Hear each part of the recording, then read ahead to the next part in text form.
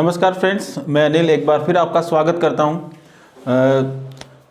दोस्तों, आज अपन बात करेंगे इंडियन ज्योग्राफी के जो नेक्स्ट चीज़ें हैं उनके ऊपर बात करेंगे। बेसिक चल रहा है अपना, और अपना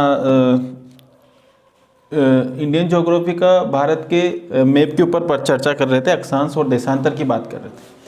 तो आज आगे देखते अपन क्या है।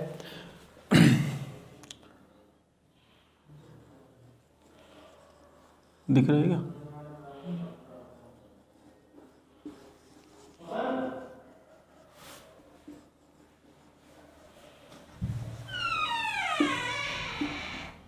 अपन बात कर रहे थे अक्षांश की। तो मैंने कहा था कि यहाँ पर अपन ने कर्क रेखा देखी थी, ठीक है। वहाँ पर अपन ने 24 डिग्री देखी थी, और नीचे अपन ने 22 डिग्री 16 डिग्री देखी थी। और आज बात करते हैं अपन थोड़ा सा और आगे। देखो बच्चों, यहाँ पर जो है क्वेश्चन पूछे जाते हैं और चीज़ें हैं उनको अपन को ध्यान रखनी है। एक एक छोटी छोटी चीज़ों को ध्यान रखनी है, सभी चीज़ें अपन को कवर करनी है। तो देखते हैं आज कौन कौन सी चीज़ें अपन को, और बताता हूँ मैं आपको। देखो यहाँ पर अगर अपन बात करते हैं तो कुछ चीज़ें ऐसी हैं जो विवादित है। भारत के कुछ पार्ट्स हैं इससे ऐसे हैं, विवादित है। हालांकि अंतर्राष्ट्रीय जो विवाद है वो मैं आपको अलग से करवाऊंगा। ये जो कुछ विवाद है वो अपन पहले से कर लेते हैं। तो जैसे अगर अपन बात करते हैं, ये अपना जम्मू कश्मीर वाला हिस्सा है, और इस जम्मू कश्मीर वाले हिस्से की मैं बात करूं तो यहाँ पर एक विवाद है, पीओके विवाद, पाक ऑक्यूपाइड कश्मीर जिसको अपन बोलते हैं। ये पीओके विवाद की मैं बात करता हूँ तो पीओके विवाद 1947 में हुआ, जब भारत आज़ाद हुआ, लास्ट मोमेंट चल रहा था, उस टाइम की बात है। तो उस टाइम की बात है। और यहाँ पर अगर अपन बात करें तो पीओके विवाद बहुत बार क्वेश्चन पूछ लिया जाता है, एलओसी के बारे में पूछ लिया जाता है। तो देखो किस प्रकार से क्वेश्चन पूछे जाते हैं। तो देखो बच्चों, यहाँ पर आपने देखा होगा मैप। तो आपको अगर मैप को अगर ध्यान से आपने देखा है तो आपने इस प्रकार से अपना जो भारत है, इसका उत्तरी हिस्सा जो है जम्मू कश्मीर का, इस प्रकार से डॉट डॉट है, ठीक है। ये जो डॉट डॉट है, इस रेखा को क्या कहा जाता है, ठीक है। इसके बारे में कुछ चर्चा अपन करने वाले हैं। तो यहाँ पर अगर अपन बात करें 1947 की बात करूँ, जब भारत आज़ाद हुआ, और भारत आज़ाद हुआ तो भारत के साथ बहुत सारी समस्याएं उत्पन्न हुई, क्योंकि पाकिस्तान जो था वो भी इधर से परेशान कर रहा था, चाइना परेशान कर रहा था, बहुत सारी ऐसी कंट्रीज थी जो भारत को परेशान कर रही थी। लेकिन एक बहुत बड़ी समस्या तो ये भी थी कि भारत की इकोनॉमिक दृष्टि से बहुत कमज़ोर भी था। भारत वहाँ से उठा किस प्रकार से।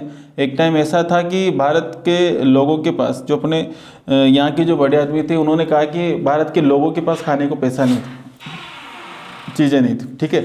तो इन सारी चीज़ों को देखते हुए जो प्रेजेंट टाइम है वो कैसा है। तो यहाँ पर अगर अपन बात करें तो ये 1947 की बात है, और इसको कहते हैं पीओके, यानी कि पाक ऑक्यूपाइड कश्मीर, पाक अधिकृत कश्मीर, ठीक है। इसको ऑक्यूपाइड किया गया। और देखो दोस्तों, यहाँ से क्वेश्चन किस प्रकार से पूछा गया, पिछले रीट में भी क्वेश्चन पूछा गया। तो देखो यहाँ पर ये जो जम्मू कश्मीर है, जम्मू कश्मीर जो है, जब भारत आज़ाद हुआ तो जम्मू कश्मीर एक स्वतंत्र रूप से राज्य था। यहाँ पर एक राजा हुआ करते थे, राजा हरि सिंह, ठीक है। भारत, ये तो भारत था, और ये था पाकिस्तान, और ये क्या था, जम्मू कश्मीर। यहाँ पर एक राजा हुआ करता था, राजा हरि सिंह, राजा हरि सिंह। ये जो हरि सिंह जो राजा था, ये एक स्वतंत्र रूप से रहना चाहता था। और स्वतंत्र रूप से इसलिए रहना चाहता था कि ये ना तो पाकिस्तान में जाना चाहता था, ना ही भारत में जाना चाहता था। पाकिस्तान वाले आते और इसको जाकर कहते कि राजा को कि राजा जी, आप पाकिस्तान में सम्मिलित हो जाइए, और हम आपको जो पाकिस्तान वालों को हम जो सुख सुविधाएं देते हैं वो आपको भी देंगे। लेकिन ये पाकिस्तान में सम्मिलित नहीं हुआ था, यानी कि उसके अंदर ये नहीं मिल रहा था। भारत वाले भी जाते हैं और राजा को बोलते कि आप हमारे भारत में आ जाइए, आपको जो सुख सुविधाएं हम भारत वालों को देते हैं वो आपको देंगे। तो भारत में भी ये नहीं मिल रहा था। हालांकि बात ये थी कि ये भारत में तो मिल सकता था, लेकिन पाकिस्तान में नहीं मिल सकता था।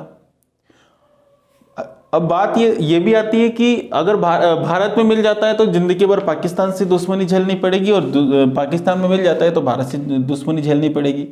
तो 1947 की बात कर रहा हूँ। 1947 में क्या हुआ कि भारत के अंदर जब भी कोई ऐसा नेशनल कोई ओकेजन होता था, कोई ऐसा पर्व होता था, तो अपन बाहर से क्या है गेस्ट बुलाते हैं, और अभी भी बुलाते हैं।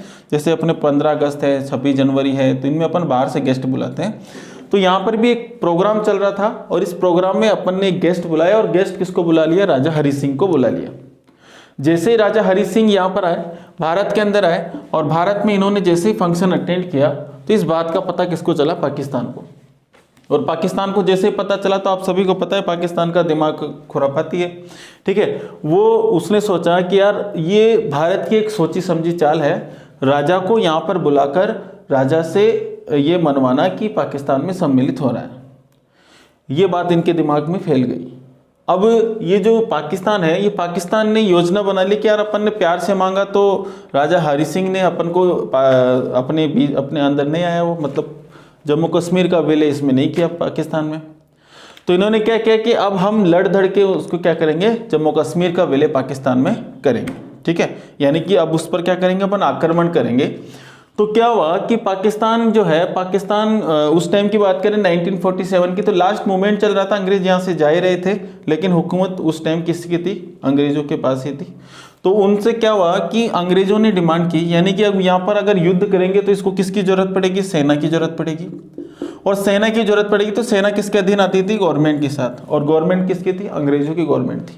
अब अंग्रेजों की जो गवर्नमेंट थी, तो अंग्रेजों के दो पहलू थे, एक तो भारत था और एक कौन था? पाकिस्तान, ठीक है। अब क्या था कि अंग्रेजों से बोले कि हमें सेना की जरूरत है, हम किस पर आक्रमण करेंगे? जम्मू कश्मीर पर आक्रमण करेंगे। तो अंग्रेजी जो गवर्नमेंट थी, उन्होंने कहा कि हम आपको सेना नहीं दे सकते, क्योंकि अगर भारत का नुकसान होता है तो भी किसको सहन करना पड़ेगा? अंग्रेजों को। और इनका होता है तब भी अंग्रेजों को सहन करना पड़ेगा, पाकिस्तान को, ठीक है। तो उन्होंने मना कर दिया। अब क्या हुआ कि पाकिस्तान जैसे ही इन्होंने मना किया सेना देने से, तो इन्होंने क्या किया कि एक कबीलाई सेना इकट्ठी की, जो इनके जैसे पर्वतीय क्षेत्रों में कबीलाई लोग रहते थे, तो वो कबीलाई लोगों को सबको इकट्ठा किया, और इकट्ठा कर उनको बोला कि हम जो है ये जम्मू कश्मीर जो है, इस जम्मू कश्मीर पर जाकर अपन क्या करेंगे? हमला करेंगे, और हरि सिंह राजा से अपन क्या करेंगे? युद्ध करेंगे। हरि सिंह राजा से जैसे युद्ध करने के लिए इन्होंने योजना बनाई, पाकिस्तान वालों ने कहा कबीला वाले लोगों को कि अगर अपन ये युद्ध जीत जाते हैं तो ये जो जगह है, ये जो पूरा जम्मू कश्मीर वाला जो क्षेत्र है, ये हम आपको दे देंगे और आप आराम से यहाँ पर रह सकते हो। कबीला वाले लोग बोले कि चलो ठीक है, हम आपके साथ हैं, और अगर अपन जीत जाए तो ये जगह हमें दे देना, हम यहाँ पर रहेंगे आराम से। तो ये बात हो गई और चले गए यहाँ पर, और यहाँ पर जाकर इन्होंने आक्रमण कर लिया। जैसे आक्रमण किया तो राजा को पता चला, और राजा को जैसे ही पता चला तो राजा अब क्या करेगा? भारत को बुलाएगा, ठीक है। भारत को बुलाएगा, भारत के पास इन्होंने इन्विटेशन भेजा कि इस तरीके से पाकिस्तान ने हमारे ऊपर हमला कर दिया, और आप आओ हमें बचाओ, और जैसे हमें बचाओगे तो हम जम्मू कश्मीर का विलय भारत में करने के लिए राजी तैयार है, ठीक है। फिर क्या हुआ कि जैसे ही, वैसे तो होते नहीं कि यार जैसे बुलाया भारत वाले तैयार थे, थोड़ा बहुत तो इंतजाम करके चलना ही पड़ता है। तो जैसे ही ये यहाँ पर पहुंचे, उससे पहले तो इसने क्या किया? पाकिस्तान ने राजा को हरा दिया, और राजा को जैसे ही हराया तो ये हराते ही, देखो पाकिस्तान को पहले से पता था कि जैसे ही मैं इसके ऊपर आक्रमण करूंगा तो ये जो हरि सिंह राजा, ये किसको कॉल करेगा? भारत को कॉल करेगा, और भारत को बुलाएगा। और जैसे भारत को बुलाएगा तो भारत से हमें युद्ध करना पड़ेगा, और भारत से तो हम युद्ध जीत ही नहीं सकते। ये बात थी इनके दिमाग में। तो इन्होंने क्या किया कि जैसे युद्ध जीता, तो इस युद्ध जीतते ही किसको कह दिया? ये जो मुद्दा है, इस मुद्दे को पीओ के नाम दिया, और पीओ के नाम देकर इसको कहाँ पहुंचा दिया?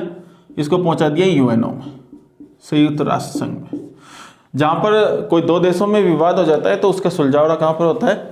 यूएनओ में होता है। यानी कि यूएनओ के अंदर पहुंचा दिया, और पाकिस्तान ने कहा कि इस जगह को हमने जीत लिया, आज से इस जगह किसकी? पाकिस्तान की है, ठीक है। जैसे ये बात हुई, यूएनओ क्या करेगा? कोर्ट है, और कोर्ट तो क्या है कि अगर डिसीजन दे तो एक दिन में दे दे, और नहीं दे तो फिर नहीं दे बली से, ठीक है।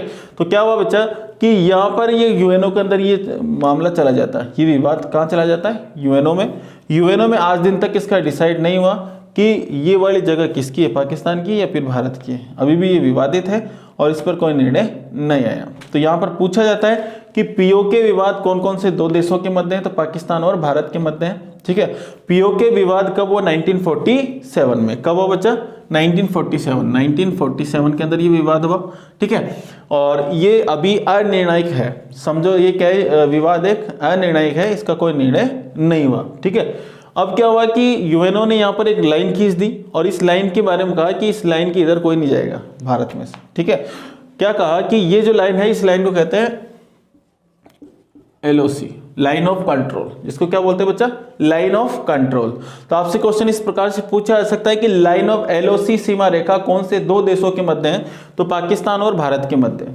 ठीक है, या फिर कौन से दो क्षेत्रों के मध्य है, तो फिर यहाँ पर पीओके और इधर जम्मू कश्मीर के मध्य है। इस प्रकार से आपको आंसर देना है। तो क्या देखो, LOC सीमा रेखा कौन से दो क्षेत्रों के मध्य है, तो कौन कौन से दो क्षेत्र है, एक तो जम्मू कश्मीर है।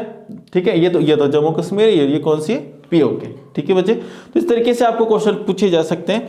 और अगर मैं बात करूं, एक विवाद और है, और इस विवाद की मैं बात करूं बच्चे, तो वो विवाद आपको याद आ रहा होगा चाइना से।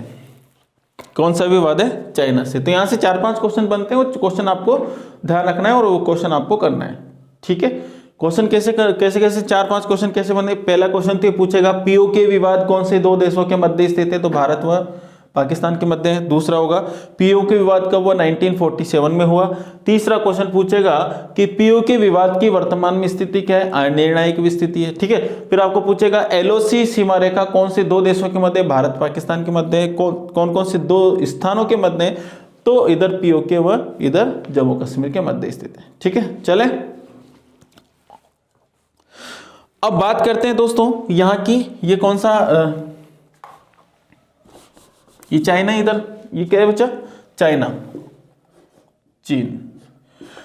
अब मैं बात करूं, ये चाइना है, चाइना की एक ही रणनीति है। देखो इधर से तो पाकिस्तान परेशान कर रहा है, इधर से कौन, चाइना कर रहा है। ठीक है, कभी 1947 में पाकिस्तान कर रहा है, कभी 62 के अंदर चाइना कर रहा है, फिर 71 में इधर से पाकिस्तान कर रहा है। मतलब ये पूरा एक था कि भारत को इकोनॉमिक दृष्टि से क्या करना है, गिराना है। ठीक है बच्चे, देखो यहाँ पर चाइना की मैं बात करूं तो चाइना 1962 की बात है, 1962 की बात है। और 1962 की मैं बात करूं तो 1962 में भी एक वॉर हुआ, और उस वॉर की बात करें तो चाइना ने भारत पर क्या किया, वार किया। और इस वॉर के अंदर क्या हुआ कि भारत की बहुत बड़ी हार हुई, और इस बहुत बड़ी हार का बहुत बड़ा इन्होंने भारत को जुर्माना चुकाना पड़ा। क्योंकि एक तो ये था कि 1947 में अपने पास खाने को कुछ नहीं थे, दाने नहीं थे, तो हमारे प्राइम मिनिस्टर ने कहा कि भारत के सभी लोग जो है एक दिन का क्या करें, उपवास करें, जिससे सभी को क्या खाना मिल सके। ठीक है बच्चे, तो एक टाइम ऐसा था, तो क्या हुआ कि जैसे भारत आज़ाद हुआ, तो भारत जैसे आज़ाद हुआ तो अंग्रेज क्या करे, भारत को एक खोखला करके चले गए। और खोखला करके चले गए तो उस टाइम क्या था कि भारत के पास कुछ भी नहीं था। अब उस जीरो लेवल वो जगह थी, उस जगह से उठकर जिस तरीके से भारत वहाँ से उठा, लोगों ने उस तरीके से, उस टाइम के जो लोग थे उन्होंने उस तरीके से सपोर्ट किया भारत को। तो वो एक देखने वाली चीज़ थी। क्या हुआ कि 1971 की बात है, जब पाकिस्तान से अपना युद्ध हो रहा था, तो उस टाइम अपनी प्राइम मिनिस्टर भी एक लेडीज़ थी, और लेडीज़ होने के बावजूद भी उस टाइम इस तरीके से हैंडल किया कि भारत एक इकोनॉमिक दृष्टि से आज डेवलप भी है, सब कुछ है। ठीक है बच्चे, देखो यहाँ पर क्या हुआ कि इंदिरा गांधी उस टाइम क्या थी, अपनी प्राइम मिनिस्टर थी, और उन्होंने संभाला था सब कुछ। क्या हुआ कि पाकिस्तान जो थे, पाकिस्तान के साथ अमेरिका था, चाइना था, यानी कि जितनी भी बड़ी कंट्रीज थी सारी की सारी इसके साथ लगी हुई थी। और पाकिस्तान के जो सेना के जो लोग थे, वहाँ के जो जवान थे, वो भारत की सेना को ललकार रहे कि हम आपको मार देंगे, कूट देंगे, 2 दिन में आप भारत का नामो निशान नहीं होगा, क्योंकि हमारे साथ पाकिस्तान है, चाइना है, ये देश है। अब इधर से भारत के जो एडमिरल थे, जो बड़े बड़े अधिकारी थे, वो आकर इंदिरा गांधी को बोलते हैं कि मैडम ऐसे ऐसे बोल रहे हैं कि हम 2 दिन में भारत को तबाह कर देंगे, हम मार देंगे, हम आपसे युद्ध करने के लिए तैयार हैं, हम आपसे युद्ध करेंगे। इंदिरा गांधी जी जो थी, मैडम जो थी, वो बोल रही कि यार ये तो टेंशन वाली बात है, अब कैसे क्या करें। फिर भी अब टेंशन मत करो, कुछ ना कुछ करते हैं। ऐसे ही बैठे बैठे तो उनको वो याद कर रहे कि यार अभी का जो इतना मुश्किल का जो समय है, इस समय को कैसे निकाला जाए, तो उन्होंने याद किया कि यार भारत का जो साथ है वो कौन देता है, भारत का साथ कौन दे रहा है, कौन भारत के पिछले टाइम था उसमें भारत को किसने निकाला था। तो उनको याद आया कि रूस जो है, यूएसएसआर जो है, वो भारत का बहुत साथ देता था। तो उन्होंने देखा कि यार अगर अपन रूस से बात करें, और उस टाइम में दमखम वाला था रूस भी, ठीक है, ये सारे लोग इससे डरते थे। तो उन्होंने क्या किया कि अपने उसको बुलाया, पीए को बुलाया और बोला कि 2 टिकट बुक करो आने जाने के, ठीक है, और मैं कहाँ जा रही हूँ, रूस जा रही हूँ। इधर से एडमिरल अपने जो चीफ थे, सेना के चीफ थे, वो आके बोले कि मैडम आप कहाँ जा रहे हो, आप तो घूमने जा रहे हो, ठीक है, हम तो यहाँ पर मरने के कगार पर हैं। तो बोले कोई दिक्कत नहीं है, 2 दिन ठहरो, मैं जाके आती हूँ, कुछ ना कुछ करूँगा, ठीक है। चले जाते हैं वहाँ पर, रूस चले गए, मैडम चली जाती है, वहाँ पर जाते हैं तो वहाँ उनका स्वागत होता है बढ़िया, बहुत अच्छे से। जैसे वहाँ पर जाते हैं तो शाम को खाना वाना खाकर बैठे रहते हैं, रूस के जो राजकुमार थे वो बोलते हैं मैडम से कि मैडम बताइए क्या इतनी आज कैसे आना हुआ आपका। तो बोले हम आपका शुक्रिया अदा करने आए हैं, और शुक्रिया अदा ये करने आए हैं क्योंकि आपने भारत को जब जब जरूरत पड़ी तो आपने उस साथ दिया भारत का, इसलिए आपको थैंक यू बोलने के लिए आए। तो वहाँ के जो प्रिंस थे वो बोले कि यार मैडम आप थैंक यू बोलने के लिए यहाँ पर आ गए, फ़ोन पे बोलते थे, कोई दिक्कत नहीं थी, हम तो मान लेते उसको। बोले नहीं नहीं, आपने इतना साथ दिया है भारत का, तो हमारा भी फर्ज बनता है कि जब अगर रूस पे कोई दिक्कत आती है तो हम भी आपके साथ खड़े रहेंगे। और वो हंसने लगे कि यार ये क्या साथ देगा मेरा, इतना कमज़ोर तो है भारत इस टाइम, ठीक है। फिर भी उन्होंने भारत मैडम की बात रखी और बोले कि चलो ठीक है मैडम, जब जब अगर भारत पर भी अगर कोई आँच आती है तो हम भी भारत के साथ खड़े हैं। तो मैडम को तो ये कहलाना था। क्या हुआ कि मैडम ने कहा कि सर बोल तो दिए, अब यहाँ पर साइन भी कर दो, और एक पत्र लिया, शपथ पत्र लिया और शपथ दिलवा दी, उनको साइन करवा दी कि भारत पे जब भी कोई दिक्कत होगी तो आप आओगे साथ बचाने के लिए।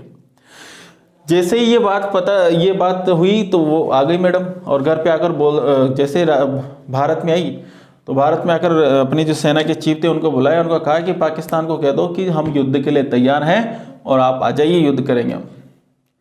इधर जैसे ही वो युद्ध के लिए आते हैं तो मैडम फ़ोन कर देती है रूस में। जैसे रूस में फ़ोन करती है और बोलती है कि पाकिस्तान हमारे से युद्ध कर रहा है और पाकिस्तान के साथ जितनी भी कंट्रीज़ है बड़ी बड़ी सारी की सारी लगी हुई है, तो आप हमारी मदद करो। और मदद तो करेंगे ही क्योंकि वो अभी जो एग्रीमेंट हुआ था, सब तो शपथ हुई थी कि हम आपका साथ देंगे, यानी कि ठीक है। तो वो आ गए, रूस ने बोला कि चलो ठीक है कोई दिक्कत नहीं, हम आपके साथ है, आप पे कोई वार नहीं कर सकता। इस बात का जैसे ही अमेरिका को पता चलता है कि भारत का साथ कौन दे रहा है, रूस दे रहा है, तो अमेरिका पीछे हट जाता है, और पीछे हट जाता है और कहता है कि नहीं नहीं मैं तो नहीं दूंगा, क्यों भाई उसका साथ देते देते कहीं मेरा ही नामो निशान नहीं मिट जाए। तो अमेरिका ने पीछे हट गया। अमेरिका ने चाइना को बोल दिया कि आप भी पीछे हट जाओ, क्योंकि कौन आ रहा है उधर से, पिताश्री आ रहे हैं, मतलब रूस आ रहा है उधर से। पाकिस्तान को ये पता नहीं था, पाकिस्तान आ जाता है युद्ध करने पागलों की तरह, ठीक है, बोलता बोलता हाँ चलो चलो चलो युद्ध करना है। और जैसे ही युद्ध के मैदान में आ जाता है तो वो बार बार किसको व्हाट्सअप करता है, वो चाइना को भी करता है और अमेरिका भी करता है। और अमेरिका और चाइना तो क्या करते हैं, मोबाइल बंद कर बैठ जाते हैं, बंद कर देते हैं बिल्कुल, बस बैठ जाते हैं। और जैसे ही वो बैठ जाते हैं तो उनका कॉल करता रहता है, कोई किस कॉल मिलेगा ही नहीं, क्योंकि स्विच ऑफ है सारे के फ़ोन, तो ठीक है। ऐसे ही जैसे कॉल मिला ही नहीं, तो अपने भारत की भी टूट पड़ी उन पर, और उनकी बहुत बड़ी हार हुई, क्योंकि चाइना और अमेरिका तो आया ही नहीं। इस तरीके से अपन ने उस टाइम को निकाला, और किस तरीके से अपन आज अपनी इकोनॉमिक दृष्टि से किस तरीके से मजबूत है, वो सारी चीज़ें की बात है। 1962 में चाइना ने भी क्या किया, भारत पर युद्ध किया। अब 1962 की बात करें तो ये दिमाग में आता है कि 1962 का युद्ध क्यों हुआ भारत के साथ, और क्या रणनीति थी चाइना की। तो चाइना जो था, चाइना की शुरू से ये नियत थी कि भारत के जो जम्मू कश्मीर था या फिर भारत के कुछ हिस्से हैं उनको ये हड़पना चाहता था, शुरू से यही चीज़ें थी, यानी कि अपने साम्राज्य को बढ़ाना चाहता था। साम्राज्यवादी है, पूंजीवाद भी है और साम्राज्यवाद भी, ठीक है, क्योंकि इस साम्राज्य बढ़ाने के लिए कुछ भी कर सकता है, और पूंजीवाद भी है, ठीक है बच्चे। तो यहाँ पर अगर अपन बात करते हैं इसकी चाइना की, तो चाइना जो था 1962 में भारत को हराया इन्होंने, और बहुत बड़ी जो थी यहाँ पर हार हुई, ठीक है बच्चे, भारत की बहुत बड़ी हार हुई। क्योंकि 1967 में भारत आज़ाद हुआ। उसके बाद थोड़ा बहुत अगर उठने के बाद जैसे अपने 5 ईयर प्लान थे, यानी कि पंचवर्षीय योजना थी। पंचवर्षीय योजना के तहत अपन ने 5-5 साल का एक पीरियड बनाया और इस पीरियड में अपन ने कहा कि 5 साल में अपन को इस सेक्टर में क्या करना है, अपन को डेवलप करना है। ठीक है बच्चे, तो यहाँ पर 1962 तक थोड़े बहुत अपन डेवलप हुए। तो यहाँ पर जैसे अपन की हार हुई तो यहाँ पर अपन को उसका बहुत बड़ा मुआवजा भुगतना पड़ा। और पाकिस्तान चाइना जो था, चाइना ने यहाँ पर क्या कर लिया, कब्जा कर लिया। चाइना ने यहाँ पर कब्जा कर लिया, चाइना ने यहाँ पर। और ये जो था इसको कहा अक्साई चीन, अक्साई चीन, इसका नाम क्या कर दिया चाइना ने, अक्साई चीन रखा। और इस पूरे विवाद को अक्साई चीन विवाद के नाम से भी जाना जाता है। ठीक है बच्चे, देखो यहाँ पर ये जो रेखा बनाई, इस रेखा की बात करो तो इसका नाम है LAC, line of control, line of control, line of actual control,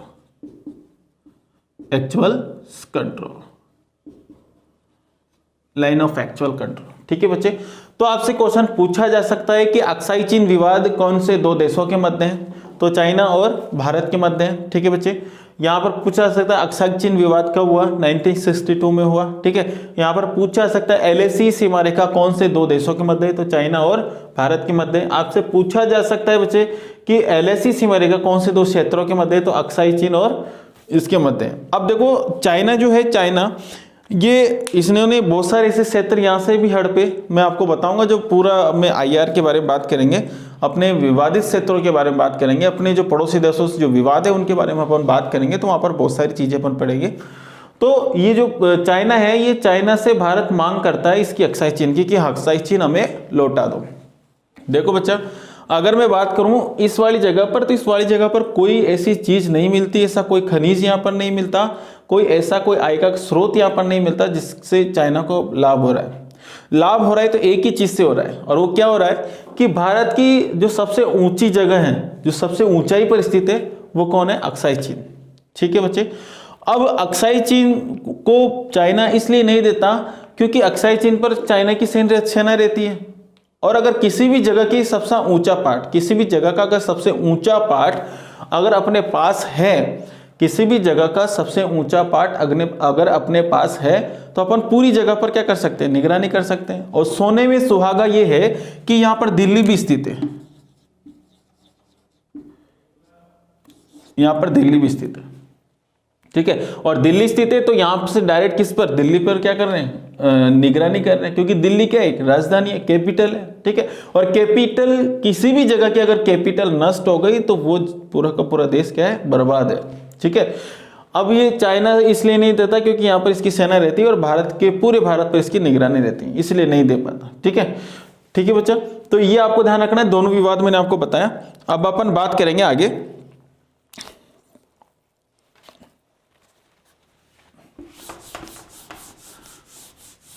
कोई भी चीज दिक्कत हो तो आप बता सकते हो।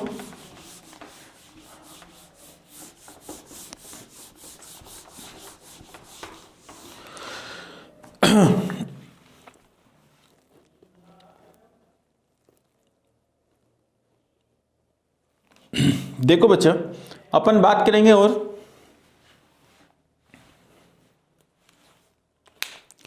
अक्षांशों की बात चल रही थी, कुछ देशांतर भी अपन देख लेते हैं यहां पर।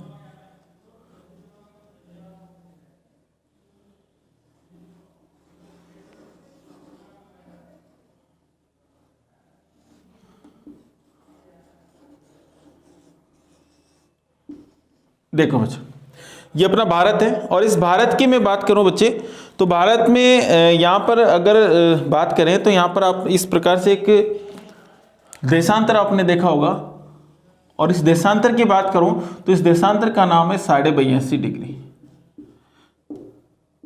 पूर्वी देशांतर, 82.5 डिग्री पूर्वी देशांतर। ठीक है बच्चे, तो 82.5 डिग्री पूर्वी देशांतर की मैं बात करूं तो इस देशांतर को से भारत का समय ज्ञात किया जाता है। क्या ज्ञात किया जाता है? समय ज्ञात किया जाता है। इसलिए इस देशांतर को भारत की मानक समय रेखा भी कहते हैं।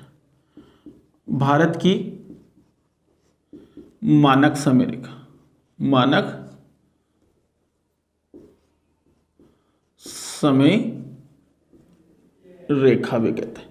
ठीक है, तो आपसे क्वेश्चन पूछा जाए कि भारत की मानक समय रेखा किसे कहते हैं, तो भारत की मानक समय रेखा 82.5 डिग्री पूर्वी देशांतर को कहते हैं। ठीक है बच्चे, देखो मैंने कहा था कि इस प्रकार से ये जो अपनी पृथ्वी है, ये अपनी पृथ्वी है और इस पृथ्वी पर इस प्रकार से ये क्या है, ये देशांतर है, सारे के सारे देशांतर। ये उत्तरी गोलार्ध है और ये दक्षिणी गोलार्ध है। ठीक है, यानी कि उत्तरी ध्रुव है, ये दक्षिणी ध्रुव, ये उत्तरी ध्रुव और ये दक्षिणी ध्रुव। ठीक है बच्चे, तो देखो उत्तरी ध्रुव को दक्षिणी ध्रुव से मिलाने वाली जो काल्पनिक रेखाएं हैं इनको अपन क्या कहते हैं, देशांतर कहते हैं। ठीक है बच्चे, यानी कि मैंने एक चीज लिखी काल्पनिक यानी कि इमेजिनरी। ठीक है बच्चे, यानी कि इमेजिनरी यानी कि अपन इसकी क्या करते हैं, इमेजिन करते हैं। ठीक है बच्चे, तो इस प्रकार से, और ये जो आडी लाइन है, ठीक है, ये आडी लाइन है, ये आडी लाइन की बात करूं तो पश्चिम से पूर्व की ओर ये जो काल्पनिक रेखाएं हैं इनको अपन कहते हैं अक्षांश, अक्षांश। ठीक है बच्चे, तो अपन ने कल इस प्रकार से कर्क रेखा देखी थी, अपन ने 16 डिग्री देखी थी, 24 डिग्री देखी थी लास्ट क्लास में। आज अपन बात करें 82.5 डिग्री। तो 82.5 डिग्री जो है, ये जो है इससे भारत का समय ज्ञात किया जाता है। देखो बच्चे, दिमाग में एक क्वेश्चन आ रहा होगा कि अक्षांश और देशांतर है क्या चीज। देखो, अक्षांश से किसी भी जगह की लोकेशन का पता किया जाता है, किसी भी जगह के मौसम के बारे में पता किया जा सकता है, जलवायु के बारे में। और अगर मैं बात करूं देशांतर की बात करूं तो देशांतर से का मुख्य उपयोग जो है, देशांतर यानी कि दो स्थानों के बीच का जो समय है उसको अपन ज्ञात करते हैं, यानी कि दो देशों के बीच का समय ज्ञात करते हैं। ठीक है, समय ज्ञात करना। तो 82.5 डिग्री से क्या किया जाता है, भारत का समय ज्ञात किया जाता है और इसे भारत की मानक समय रेखा के नाम से जानते हैं। किसके नाम से जानते हैं, भारत की मानक समय रेखा के नाम से इसको अपन जानते हैं। और भारत की मानक समय रेखा की मैं बात करूं तो ये भारत में प्रवेश कहां से करती है, ये क्वेश्चन पूछा जाता है, इंपॉर्टेंट क्वेश्चन है बच्चे। और यहां से अगर अपन बात करें तो ये प्रवेश कहां से करती है, कितने स्टेट से करती है, तो यहां से ये प्रवेश कर रही है। और इसकी बात करूं तो ये यूपी से प्रवेश करती है। कहां से प्रवेश कर रही है बच्चे, यूपी से कर रही है। और यूपी के बाद में अगर मैं बात करूं तो यूपी में भी कहां से कर रही है बच्चे, तो यूपी में भी कर रही है। आपसे क्वेश्चन पूछा सकता है यूपी में कहां से कर रही है, तो इलाहाबाद, इलाहाबाद से कर रही है। इलाहाबाद के बाद में अगर बात करूं, यूपी इलाहाबाद हो गया। और फिर इसके बाद में यूपी में इलाहाबाद में किस स्थान है, मिर्जापुर। और मिर्जापुर के बाद में अगर बात करें तो यहां पर है नैनी, नैनी। ठीक है बच्चे, तो नैनी एक गांव है, नैनी के एक गांव है। यानी कि मेरे बच्चे यहां पर भारत की जो मानक समय रेखा है, ये भारत की मानक जो समय रेखा है, ये भारत में प्रवेश कहां से करती है, यूपी से, यानी कि इलाहाबाद से। इलाहाबाद में मिर्जापुर से, मिर्जापुर में नैनी गांव से यहां प्रवेश करती है। ठीक है बच्चे, चलें आगे। देखो आगे, अब मैं बात करता हूं कि भारत में जो प्रवेश कर रही है, ये तो यहां से कर रही है, लेकिन भारत की कितने स्टेट से ये प्रवेश कर रही है। ठीक है, तो बच्चे यहां पर अगर अपन बात करें तो सबसे पहले अगर मैं बात करूं तो पहला तो स्टेट कौन सा हो गया, यूपी हो गया। यूपी के बाद में ये यूपी हो गया, फिर एमपी हो गया। ठीक है, यूपी एमपी यानी कि दो स्टेट हो गए, यूपी और एमपी। ठीक है, इसके बाद में एक आ जाएगा छत्तीसगढ़, छत्तीसगढ़। ठीक है बच्चे, और छत्तीसगढ़ के बारे में बाद में अगर मैं बात करूं तो उड़ीसा, यहां पर आ जाएगा उड़ीसा, और फिर आंध्र प्रदेश, आंध्र प्रदेश, यानी कि 1 2 3 4 और 5। ठीक है बच्चे, तो यहां पर 5 स्टेट से गुजर रहा है, यानी कि सबसे पहले यूपी है गया, फिर एमपी, छत्तीसगढ़, उड़ीसा और आंध्र प्रदेश। ठीक है, तो यहां से अगर मैं बात करूं तो ये उत्तर से दक्षिण भी आपको पूछा सकता है, उत्तर से दक्षिण की ओर क्रम से भी पूछा जा सकता है। और आपको यह भी पूछा जा सकता है कि भारत की जो मानक समय रेखा है ये कौन से राज्य से नहीं गुजरती, तो कौन से राज्य से नहीं गुजरती, तो इनके अलावा किसी से नहीं गुजरती, या फिर कौन से राज्य से गुजरती है, तो ये हो जाएगा, या फिर उत्तर से दक्षिण की ओर क्रम से जमाओ कि कहां कहां से मानक समय रेखा गुजरती है। तो ये क्वेश्चन आपको पूछे जा सकते हैं। ठीक है बच्चे, चले आगे। तो ये आपको ध्यान रखना है। तो इसी के साथ एक ट्रिक आपको बता देता हूं मैं, इसी के साथ एक ट्रिक मैं बता देता हूं कि इसको याद कैसे करना है आपको। देखो ट्रिक से क्या होता है कि थोड़ा बहुत याद करने में आसानी हो जाती है। तो एक सूत्र बता रहा हूं, एक कोड बता रहा हूं, एक कोड है बच्चे, ये आपको ध्यान रखना है। देखो जैसे यूपी में छग्गू उड़ा आंधी में, यूपी में छग्गू उड़ा आंधी में, यानी कि यूपी इससे तो यूपी बन गया, एमपी बन गया, छत्तीसगढ़ बन गया, ठीक है, उड़ीसा बन गया, या आंध्र प्रदेश बन गया। ठीक है बच्चे, यानी कि यूपी में छग्गू उड़ा आंधी में, ठीक है। कोई छग्गू नाम का व्यक्ति था, वो कहां का था, यूपी का, तो वो उड़ गया किसमें, आंधी में। सीधी ट्रिक आपको याद रखनी है, ठीक है। तो ये ट्रिक आपको याद रखनी है और आपको इस प्रकार से मैप के थ्रू आपको सारी चीजें याद करनी है। मैप के थ्रू आपको सबसे ज्यादा चीजें याद हो सकती है, ठीक है बच्चे। चले आगे, देखो अब अपन बात करेंगे कुछ ऐसी चीजें जहां से छोटी छोटी चीजें जहां से क्वेश्चन पूछे जा सकते हैं, ठीक है। तो ये आप एक बार इसको नोट डाउन कर लीजिए, अपन आगे बढ़ते हैं। देखो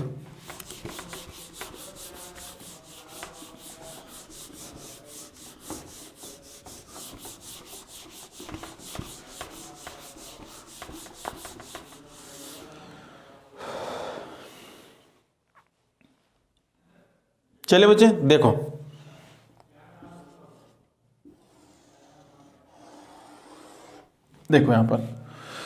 यहां पर अगर अपन बात करते हैं तो ये अपना भारत है, और भारत का जो है दक्षिण भाग है, यानी कि दक्षिण भारत है। और दक्षिण भारत को अपन प्रायद्वीप के नाम से भी जानते हैं। एक शब्द मैंने यहां पर बोला है, प्रायद्वीप, प्रायद्वीप, ठीक है दोस्तों। एक प्रायद्वीप होता है और एक द्वीप होता है, ठीक है। द्वीप क्या होता है, प्रायद्वीप क्या होता है, सबसे पहले ये छोटी छोटी चीजें आपको मैं बता देता हूं जिससे आपको दिक्कत नहीं आएगी, क्योंकि मैं बार बार बोलूंगा प्रायद्वीपीय भारत, प्रायद्वीपीय भारत, ठीक है बच्चे। देखो यहां पर दोनों ही चीजों की मैं बात करूं तो दोनों ही चीजें जल से रिलेटेड है, कि जल से जुड़ी हुई है, ठीक है। एक ऐसा स्थलखंड भाग है, जैसे ये एक स्थलखंड भाग है और एक ये स्थलखंड भाग है, ठीक है। इस स्थलखंड भाग के चारों तरफ क्या भरा हुआ है, पानी भरा हुआ है। और इस स्थलखंड भाग की बात कर रहा हूं तो इस स्थलखंड भाग के यहां पर इस तरीके से यहां पर, और ये एक स्थल भाग है, यानी कि यहां पर इस प्रकार से इस पर पानी भरा हुआ है।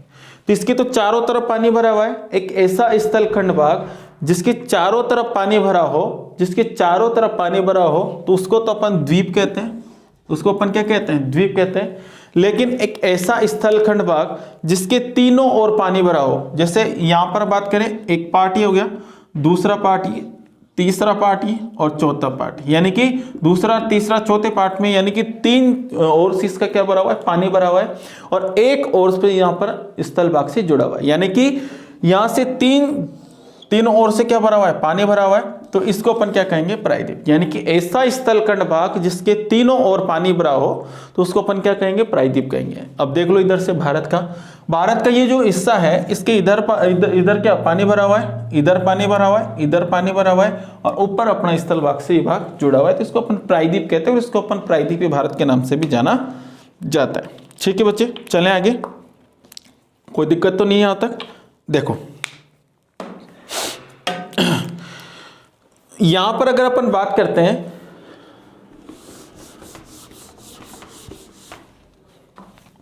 तो इस प्रकार से यहां पर श्रीलंका है,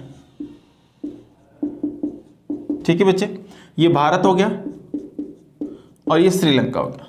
तो भारत और श्रीलंका के मध्य कुछ चीजें ऐसी है जहां से क्वेश्चन पूछे जाते हैं, और कौन कौन से क्वेश्चन पूछे जाते हैं वो अपन चर्चा करते हैं। देखो यहां पर एक खाड़ी है, उसका नाम है पाक खाड़ी, पाक खाड़ी। कौन सी खाड़ी बच्चे, पाक खाड़ी, ठीक है। इधर बंगाल की खाड़ी, ठीक है बच्चे, ये पूरी की पूरी बे ऑफ बंगाल है, ठीक है। और ये पाक खाड़ी हो गई, और पाक खाड़ी के दक्षिण में यहां पर है मन्नार की खाड़ी, मन्नार की खाड़ी, ठीक है बच्चे। देखो यहाँ पर अगर अपन बात करते हैं तो ये पाक खाड़ी है, पाक खाड़ी के दक्षिण में मन्नार की खाड़ी। तो इस प्रकार से देखो अपन को याद जो है रटना नहीं है चीज़ों को। देखो आप बहुत बार ऐसा होता है कि अपन किताब पढ़ते हैं और किताब में क्या देखते हैं, किस प्रकार से अपन उसमें लिखा होता है पाक खाड़ी के दक्षिण में मन्नार की खाड़ी, पाक खाड़ी के दक्षिण में मन्नार खाड़ी।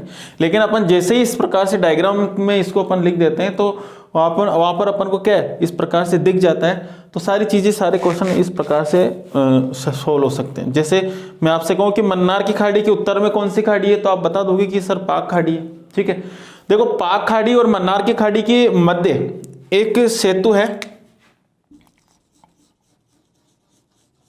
ठीक है, इसको अपन क्या कहते हैं, राम सेतु भी कहते हैं, राम सेतु, या फिर इसी को कहते हैं आदम पुल, आदम पुल। ठीक है बच्चे, तो इसको राम सेतु या फिर आदम पुल के नाम से भी जानते हैं। तो यहां से भी क्वेश्चन पूछे जाते हैं बच्चे। तो देखो यहां पर पाक खाड़ी की बात कर रहा हूं, तो पाक खाड़ी जो है, इस पाक खाड़ी से भी बहुत सारे क्वेश्चन पूछे जाते हैं। अब सबसे पहले तो मैं बात करूं कि ये खाड़ी जो है, पाक खाड़ी जो है, इस पाक खाड़ी का निर्माण कैसे हुआ। ठीक है, और निर्माण कैसे हुआ इसका, और ये कौन कौन से दो देशों के मध्य स्थित है।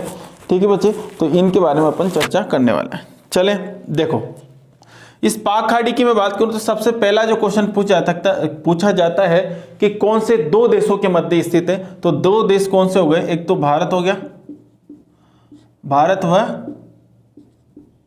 श्रीलंका के मध्य। ठीक है बच्चे, भारत और श्रीलंका के मध्य ये स्थित है। ठीक है, ये दो क्वेश्चन, ये एक क्वेश्चन यहां से पूछा जा सकता है। ठीक है, देखो इसके अंदर एक द्वीप भी स्थित है यहां पर, और उस द्वीप का नाम है पंबन द्वीप, पंबन द्वीप। तो आपसे क्वेश्चन ये पूछा जा सकता है कि पंबन द्वीप कौन सी खाड़ी का भाग है। तो पंबन द्वीप कौन सी खाड़ी का भाग है, पाक खाड़ी का भाग है। ठीक है, और इसके जस्ट दक्षिण में क्या है, आदम पुल है, और आदम पुल के नीचे क्या है, मन्नार की खाड़ी है। ये भी आपको पता होना चाहिए। ठीक है बच्चे, देखो इस पाक खाड़ी का जो निर्माण हुआ है, ये किससे हुआ है, इसका जो निर्माण हुआ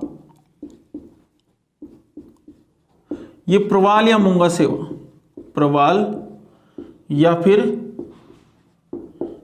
मूंगा से हुआ। किससे हो बच्चे, प्रवाल या मूंगा से हुआ। दिमाग में क्वेश्चन आ रहा होगा कि सर प्रवाल या मूंगा क्या होता है। देखो बच्चा, ये प्रवाल या मूंगा एक जीव होता है, और आपने देखा होगा कि आप समुद्र के किनारे जाते हो, ठीक है, वहाँ पर जैसे किसी नदी के किनारे जाते हो तो वहाँ पर आपको इस प्रकार से शंख दिखाई देते हैं। वो शंख जो होते हैं वो एक जीव होते हैं। ठीक है, ये एक जीव है, और इस जीव का जो वैज्ञानिक नाम है जुजेनुलाई है। क्या है बच्चे, जुजेनुलाई है, जो मैं आपको बताने वाला हूँ। बाकी यहाँ तक आप एक बार इसको नोट डाउन कर लीजिए, फिर मैं आपको एक एक चीज़ यहाँ पर बताऊँगा। ठीक है,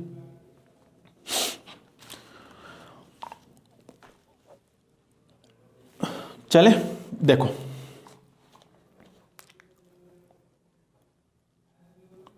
आप इसको नोट डाउन कर लीजिए। इसके पाक खाड़ी के बाद में अपन मन्नार की खाड़ी पढ़ेंगे।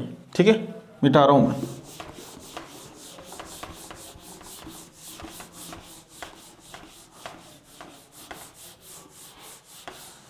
देखो बच्चे, मैंने कहा कि प्रवाल या मूंगा क्या है, प्रवाल या मूंगा। प्रवाल या मूंगा की मैं बात करूं तो प्रवाल या मूंगा है क्या, और प्रवाल या मूंगा किस तरीके से यहां से खाड़ी का निर्माण करता है। तो यहां पर प्रवाल या मूंगा क्या है, तो क्या है, एक जीव है बच्चे। ये क्या है, एक जीव है, और कोई भी जीव होता है तो उसका वैज्ञानिक नाम भी होता है। जैसे अपन भी एक जीव है तो अपना भी एक वैज्ञानिक नाम है। ठीक है, तो इसका भी एक वैज्ञानिक नाम है, और इसकी मैं बात करूं इस जीव की, तो इसका जो वैज्ञानिक नाम है वो जुजेनुलाई है। क्या है बच्चे, जुजेनुलाई। ठीक है,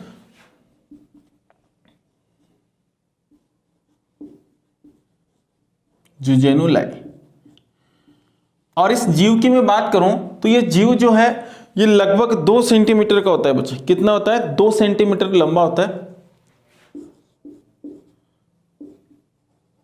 ठीक है, इसकी लंबाई कितनी होती है, 2 सेंटीमीटर। एवरेज बता रहा हूं, इससे ज्यादा भी होते हैं, इससे छोटी भी होती है। ठीक है, तो इसकी औसत जो लंबाई होती है वो 2 सेंटीमीटर होती है। ठीक है, अगर मैं बात करूं बच्चे, तो ये जो प्रवाल या मूंगा है ये कहां पर पनपेगा, इसका विकास कहां पर होगा, सबसे पहले बात ये आती है। तो इसका जो विकास होगा, तो विकास की कुछ शर्त है, विकास कुछ कंडीशन है, विकास की शर्त। और विकास की जो शर्त है, इसमें सबसे पहले बात करते हैं तापमान की, यानी कि कितने तापमान पर ये विकास करेगा अपना। अगर मैं बात करूं बच्चे, जिस जगह का तापमान 21 डिग्री के आसपास में होता है, 21 डिग्री सेल्सियस होता है जिस जगह का तापमान, तो वहां पर इसका क्या होगा, विकास होगा, इसका वहां पर जन्म होगा। ठीक है बच्चे, चले आगे। अगर मैं बात करूं तो पानी कैसा होना चाहिए, पानी की अगर मैं बात करूं तो पानी जो है वो बिल्कुल साफ होना चाहिए। ये जहां पर रहेगा वहां पर पानी बिल्कुल क्या होता है, साफ होता है, यानी कि स्वच्छ जल वहां पर होना चाहिए। ठीक है, पानी का रंग कैसा होगा, सॉरी भैया, पानी में इनका रंग कैसा होगा, तो ये प्रवाल मूंगा का जो रंग है, ये रंग कैसा होगा, रंगीन होगा। कैसा होगा बच्चा, रंगीन होगा। और साफ पानी में का अगर कोई रंगीन वस्तु वहां पर आपको दिखाई देती है, साफ पानी में कोई रंगीन वस्तु वहां पर आपको दिखाई दे रही है, तो अंदर से आप वो पूरा का पूरा पानी में कैसा हो जाएगा, रंगीन ही हो जाएगा। ठीक है, इसलिए इसको 2 संज्ञाएं भी दी गई और 2 संज्ञाएं बार बार एग्जाम में पूछी गई, तो वो सारी चीजें आपको ध्यान रखनी है, कौन कौन सी चीजें यहाँ पर पूछी जा रही है बार बार। ठीक है, थोड़ा सा यहाँ पर देख लेते हैं अपन कि पानी की गहराई। तो गहराई की मैं बात करूं तो 60 मीटर से 70 मीटर गहरे पानी में ही ये पाया जाता है। 60 मीटर से 70 मीटर गहरे पानी में ये पाया जाता है, ज़्यादा गहरे पानी में ये नहीं पाया जाता, छिछले जल में अपन को उपलब्ध होता है। ठीक है बच्चे, तो यहाँ तक अपन ने बात करी। इसके बाद में मैंने अभी आपसे कहा है कि ये जो है ये साफ पानी में होता है और ये प्रवाल का रंग कैसा होता है, रंगीन होता है। अब यहाँ से साफ पानी में कोई रंगीन चीज दिखेगी तो इसको एक संज्ञा भी यहाँ से दी गई, और उस संज्ञा की बात करूँ तो ये पानी में इस प्रकार से अपन को प्रतीत होता है, इस प्रकार से अपन को दिखाई देता है, जैसे अपन बोल सकते हैं कि पानी का बगीचा इसको कह सकते हैं। यानी कि बगीचा यानी कि पेड़ पौधे की तरह ये होता है। किसके तरह होता है बच्चे, पेड़ पौधों की तरह ये होता है। ठीक है, तो इसको पहली जो संज्ञा दी गई वो पानी का बगीचा, पानी का बगीचा, इसको क्या कहा गया, पानी का बगीचा कहा गया। और दूसरी जो संज्ञा दी गई इसको, वो दी गई समुद्री वर्षावन, समुद्री वर्षावन, समुद्री वर्षावन। समुद्री वर्षावन की मैं बात करूं तो कैसे है बच्चे, देखो यानी कि समुद्र के अंदर ये जब ये जो जीव है ये एक स्थान से दूसरे स्थान पर जाता है और रंगीन है, तो ऐसा लगता है कि पानी के अंदर पेड़ पौधे एक इधर से दूसरी इधर जा रहे हैं। यानी कि समुद्र में क्या हो रही है दोस्तों, समुद्री वर्षा वन, यानी कि वनों की क्या हो रही है, यहाँ पर बारिश हो रही है। तो ये इंपॉर्टेंट चीज है, ये इंपॉर्टेंट है, और ये इंपॉर्टेंट है, बार बार एग्जाम में क्वेश्चन पे पूछी गई। ठीक है बच्चे।